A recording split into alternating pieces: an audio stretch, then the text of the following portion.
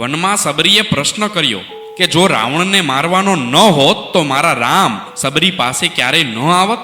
શ્રી રામે જવાબ આપ્યો, માતા, શું રામ આ જગતમાં માત્ર રાવણને હણવા જ આવ્યા છે?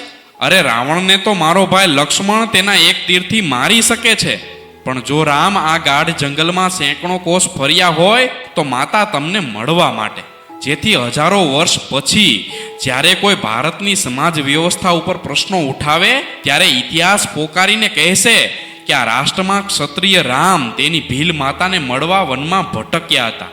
ભારત જ એકમાત્ર એવી સભ્યતા છે જ્યાં એક રાજાનો પુત્ર જંગલમાં રાહ જોઈ રહેલી ગરીબ વનવાસીને મળવા માટે 14 વર્ષનો વનવાસ સ્વીકારે.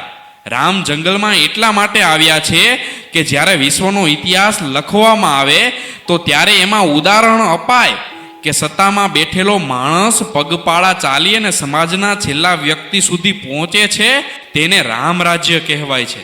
આજે રામ વનમાં આવ્યા છે તે ભવિષ્ય માટે એક ઉદાહરણ છે કે સત્તામાં બેઠેલા વ્યક્તિએ પોતાનું દાયિત્વ નિભાવવા માટે કષ્ટ વેઠીને પણ પ્રજા પાસે સામેથી જવાનું હોય છે.